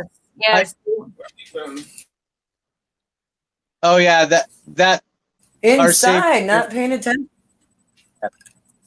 The funny thing is I explained to all my musician buddies that are in my worship bands that, oh, this is nothing new for a rock and roll artist. Yep. So Lonnie Dixon wants to know if you were playing around Parkland. Where? Parkland, which is kind of like Tacoma, but maybe north end. Not exactly sure. Like, towards Puyallup, I don't know. No, we've never played in Parkland, but we have played Plaid Pig and Valley and all those places. But I mean, I've even played the Hell's Kitchen when that was around, and all kinds of places Avenue that just ain't there anymore. That's awesome. I could pull out probably 50 places that just don't exist anymore. That were great places. Me too. So should we book ourselves in Parkland? You just said it's south. South. Okay, got you. Right on. By Spanaway. Yes. By Spanaway and Roy and Graham. Got you, Lonnie. Cool. Uncle Sam's. Man, yes. I love Uncle Sam's, 56th Street. Yeah. Yeah, 56th Street. That was a fun venue. Oh, I love that. I love playing Tacoma, man. Tacoma's fun. They bring it. Dude, I'll tell you. Here's the thing. The brand Tacoma. Oh, you're just going to steal it, huh? Sorry, the dog just stole a piece of popcorn out of my finger. Maybe Parkland will be where we start booking right after this virus flies off or whatever. Yeah, hit us up, people. My band Fatal Butterfly played a Parkland car show. Oh, that's where it was. With Kira Michelle. Yes. And my band Fatal Butterfly, as you know, is a bar show kind of band, not a car show kind of band. So they had like a bunch of bluegrass people playing, and Kara Michelle, who And then you were punk. she can play anything. And then you have Fatal Butterfly, who is annoying and in your face at 11 o'clock in the morning. And it was That's my kind of party. Band. And if it is a car show band, like it's kind of an after hours kind of band. Well, and I remember like you were freezing because you were outside. It was Oh my God, it was so cold. but it was I so thought it was going to be warmer, and I had a show the night before. Jeez. So there was that. I stayed at Allie and Law Ebert's house. That's right. That's right. Or Ebert's house. Mhm. From Log Dog. Yeah, I've been on his show once. Yeah, we all have, because they're awesome. And They are Allie is a drummer. She plays Fange and others. So they Yeah, were awesome enough. But yeah, definitely found out that day that. I think I played. But I played hey, a at kid. least I could be like, I played a cover show. It was awesome. No, but like they had to give out tickets to people. Hey, we have a prize that we're gonna be giving away, but you have to stay to the end of this performance before we call out the numbers. So I mean, they have like incentives, and I was like, man, I'm surprised we had anybody, but they were there for the T-shirt, and I was like, okay, You know, I know Right? we're on it's too story. early in the morning. It's 11 o'clock in the morning. It's too early for freaking punk rock so early on a freaking Sunday. That Right. was crazy. I had another question for Chris. So since we're on some story time, tell us some stories that really stick out to you as a musician. What are some really odd things you've seen at concerts? What are exciting things that have happened?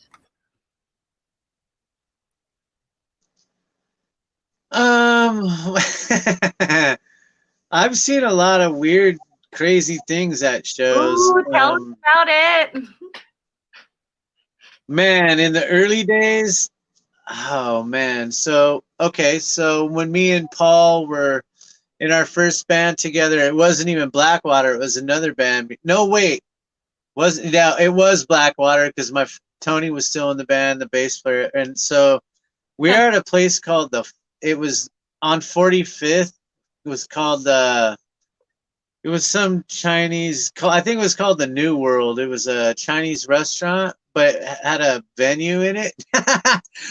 And Oh, that's the cool. craziest thing, now this is a band that goes on before us, and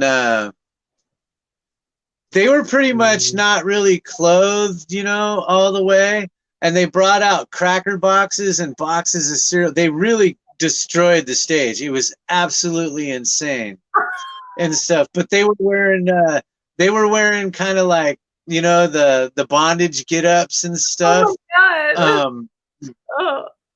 Yeah, it looked like there was feather dusters coming out of their behinds and stuff. It was crazy, dude. It was a crazy thing. I've never seen nothing like it to this day, and Oh my God. I hope I never see anything like it again. But yeah, that was, and we had to take that platform after them, man. I was like, this is going to be kind of weird. So there was that.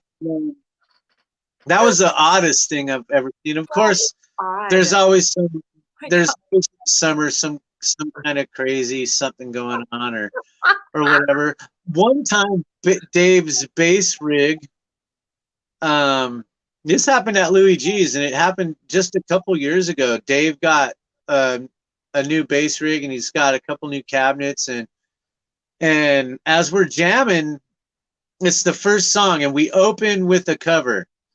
It's kind of more of a zombie kind of style cover of Children of the Grave by Black Sabbath, and during these little drum solo fill parts, I have an opportunity. I look over at Dave's amp, and it just looks funny. It doesn't look like it's stacked straight up and down. It's kind of stair stepped over, and I'm like, Oh man, I'm looking at Dave. I'm looking at his amp. I know it's about to go over, like straight fall, face first, and go over.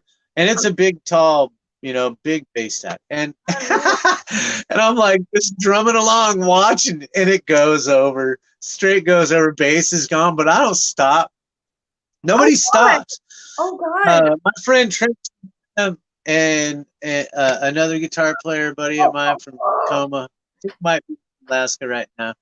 But he jumps on the stage, he lifts up the bass cabinet, puts it all back together, but it's not playing anymore. It's jacked. Dave just keeps on playing. He doesn't do anything. Dave just keeps on playing. He doesn't care. No sound, I don't care. But Trent's trying to get it dialed in, but he does get it to work. The thing is he can't leave. And so basically for a whole 40-minute set, 40-minute set, he sat behind the platform holding the wires together where the jack had been ripped. Oh my! Held the bass rig together, and that's how we were able to play the show. So I don't know, a couple stories, That's amazing. So, no real bus stories, I got you. So Alan Carpenter has a request for a story. He says, "Hey brother, tell them about Idaho Feet." Have you guys played in Idaho? Oh, we play at State Line Music Festival. Ooh, and we have that sounds fun. It's a great show. Mm-hmm. The past 3 years we've played out there, and that's when that's a big show and stuff. Everybody comes out for that one. And I don't know what Alan's talking about, somebody's feet or something. I don't know what. I stay at his place. His wife and him and my wife and I are really good friends. I call him Bim. His name is Bim. He shouldn't be going by Alan Carpenter. His name is Bim. And when he drinks too much, I call him Bim. It sounds like he wants to tell stories about him, Bim. That's what I'm getting. Oh, about Bim. Is that what he said? Yes. He's so yeah. When we go out to Idaho, we stay at Bim's house, man, and he always lets me and my wife crash in there and stuff. Aww. I get licked by his dog. His dog loves me. There's great people out there in Idaho, and the music scene in Spokane, in my opinion, because of such a different scene in Tacoma and Seattle, I like the scene out there. It's really nice. They love Voodoo Death Gun. They love it when we go out there, and we love them, man. That's just the way it is. Mutual love thing going on for Spokane. Awesome. I love that. I haven't met anybody out there that was bad or mean or bad to me or my band out there. They just always been really nice to us and stuff. Well, shout out to Brother Bim then. Yeah, Lonnie, Brother Bim. Bim. Oh wait, I do want to give a shout out to Bim. Alan is Bim. Sorry, we have too many people in the chat room. It's okay.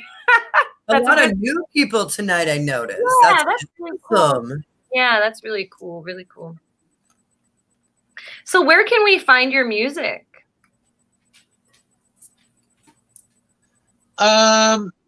So right now until I want to talk with Paul about that and stuff.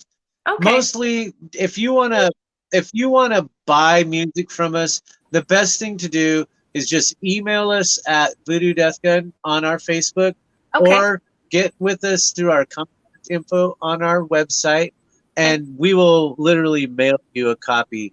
I love that. Via cool. I like that. Or something like that. And I'll get you a hold of the guy that will ship that stuff to you. The CD should be available on the website just by going there, but I don't think that's hooked up yet. Not for this CD. That would be an older CD, and you don't want to buy that one because it's just a demo of some.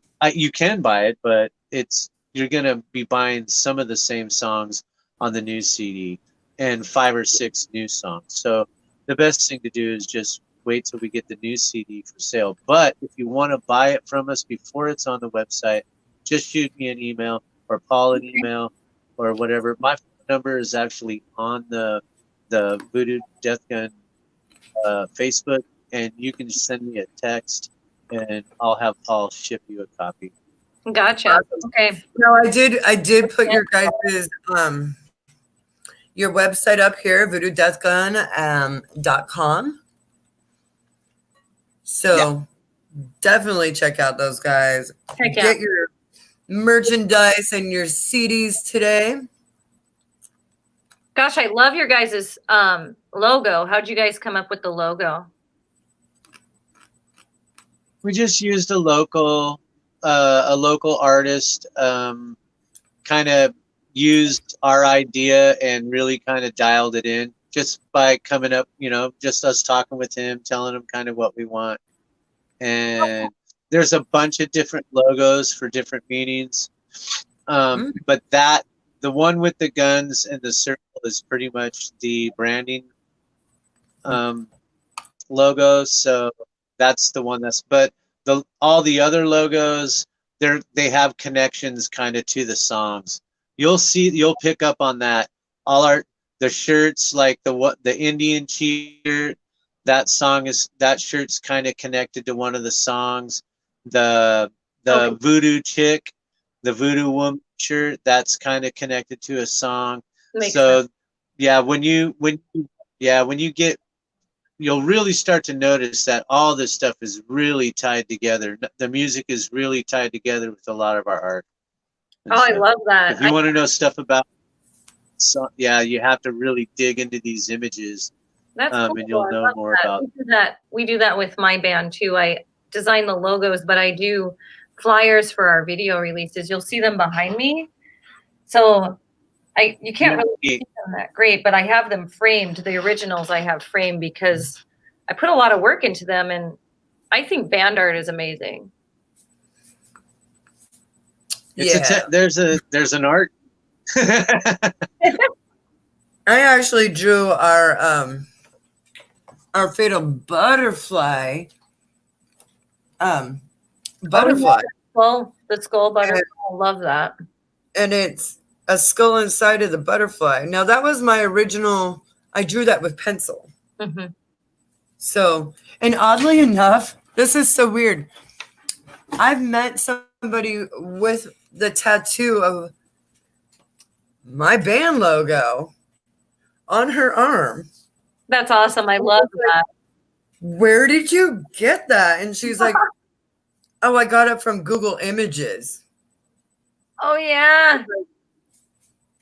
How is my artwork? Because I drew this by hand. Like, I have the original piece. Man, they can steal so much if it's not trademarked. Yeah, Google, anytime you post anything, any kind of picture or anything on the internet, Google copies it and is now inside their interface. Yeah, isn't that crazy? My picture is, and here's the thing, she met somebody who had the same tattoo as her. And I was like, so there are multiple people going out there with my band tattoo on them.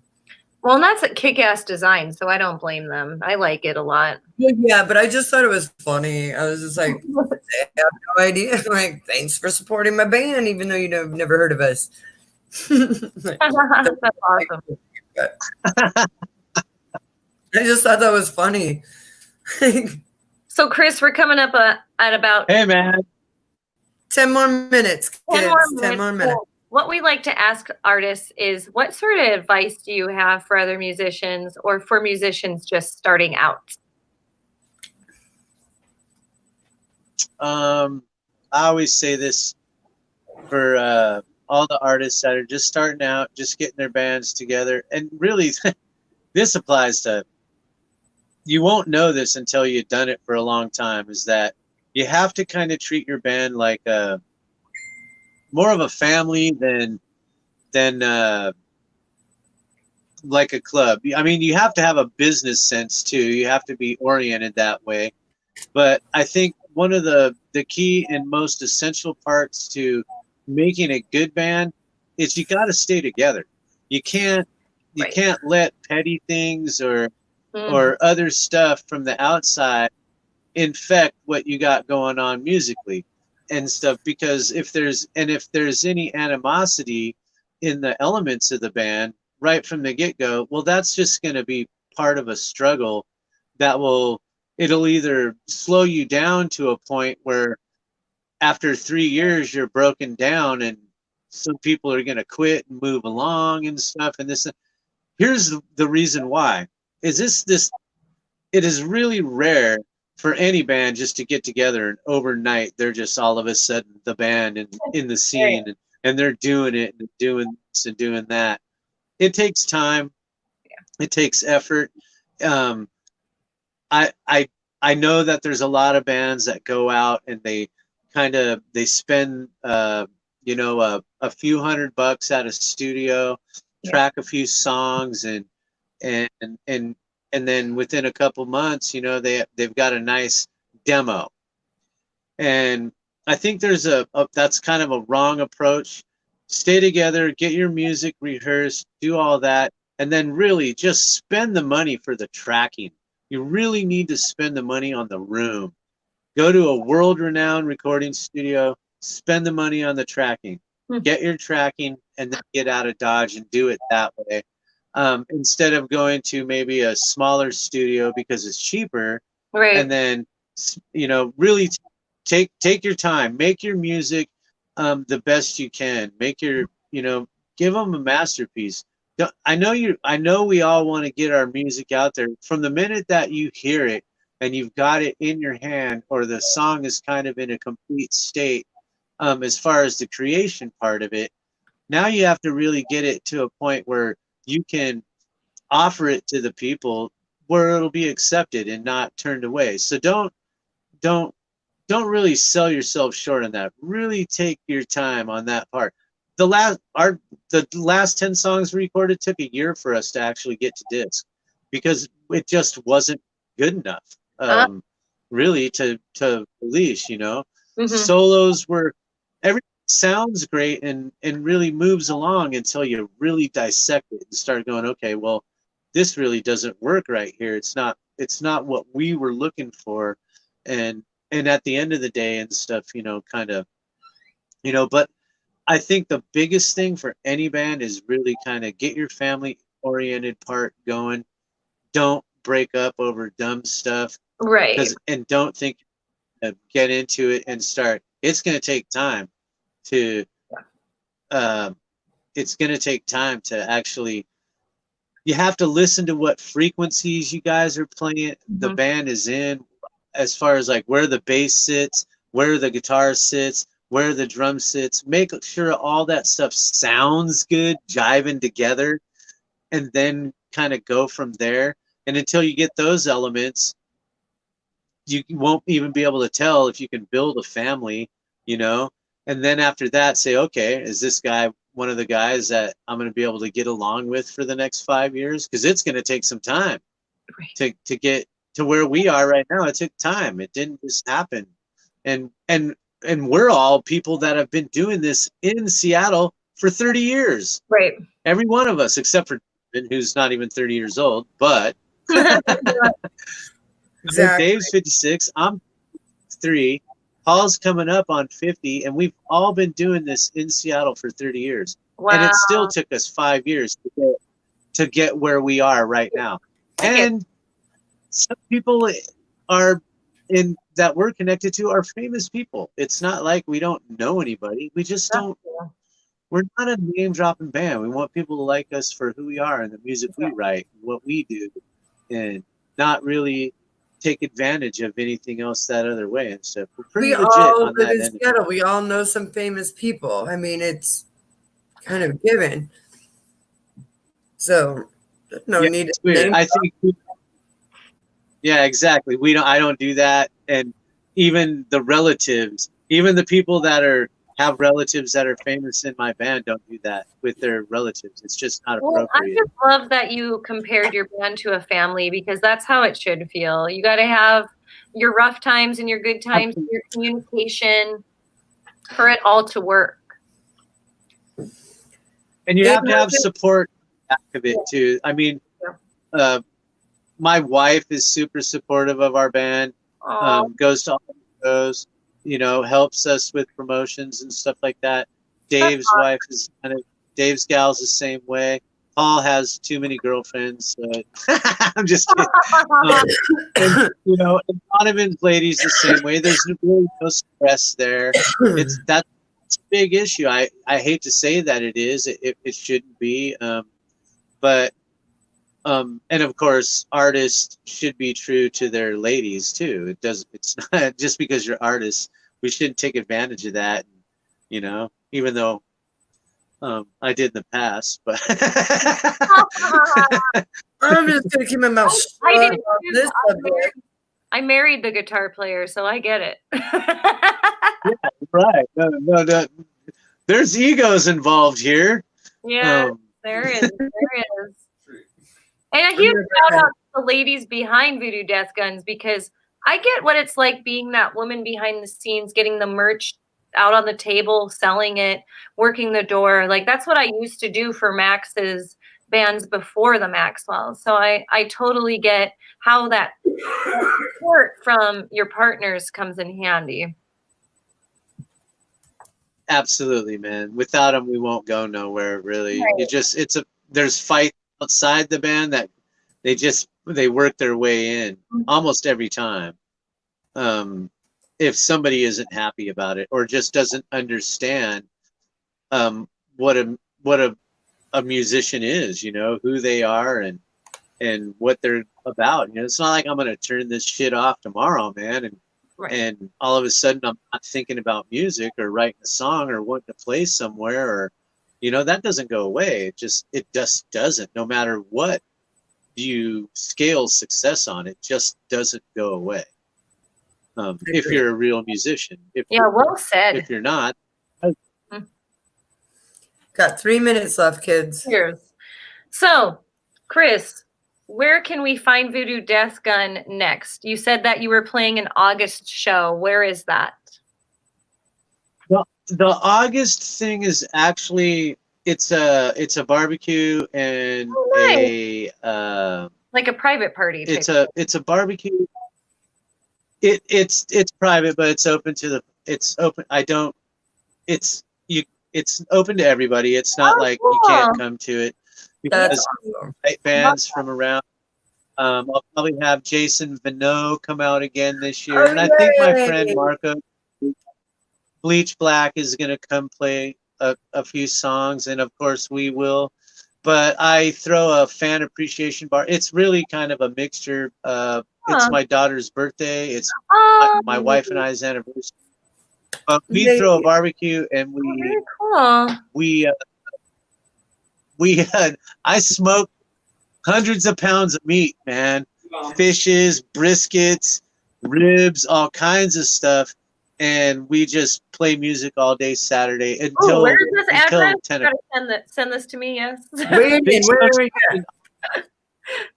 We are there. No. It happens at my father-in-law's property. Me and my wife live on the same property as her dad. That's cool. It's 5 acres, and it's right at Cooper's Corner, man. Nice. And it'll be August this year, as long as we're not all COVIDed out or whatever. Hopefully by then we're not. So yeah, keep us posted. It's definitely summer. Join you. That'd be cool. You're all welcome. Yay, thank you. Oh, yay, thank you. Well, Chris, thank you so much for being on Musicians Hangout. It has been a great interview. Have absolutely loved having you. So thanks for joining us. Hey, my pleasure, man. It was an honor to be here, and I dig your show, man. I'll keep my eyes peeled and try to promote you as much as I can and help you guys out as well. If you guys would like to perform on one of our festival dates, we have some openings. So just let us know, like if you guys are able to get together or Right. whatever. And check us out Sure. this Friday to kind of see how it I'll works. get- Yeah, sure, I will. Thank you. Cool. All right, kids. It's Do you guys have the alert? What was having- Do you have? I think I'll try to set up my alert button so that I understand when you guys are on all the time. Okay, cool. Yeah. 9 o'clock. Friday, your first is your first one. Yep, Yep. Friday, 6 p.m. for the next 6 Fridays, and then of course every Wednesday at 7. Yep. Friday might be difficult because of Dave. Dang you, Dave. No, just Let kidding. me talk. Oh, it's I'll all talk right. to them all and I'll get it worked out. If you can't catch it live, we'll have it posted. Yes. I can catch it live. Okay, cool. Thank you. That's awesome. Thank you. All right. Sweet. We'll see you then. All right, kids, that's it. Absolutely. For this Musicians Hangout. Thank you all for tuning in tonight. Be safe and sanitize. Wash your hands and stay off the streets, because even though there is not roadblocks or anything, you can get $1,000 ticket for it, and it is a gross misdemeanor. So be careful out there, everybody. Stay inside. All right. You want to take us All out, right, good Max? night, y'all. Good night. Thank you.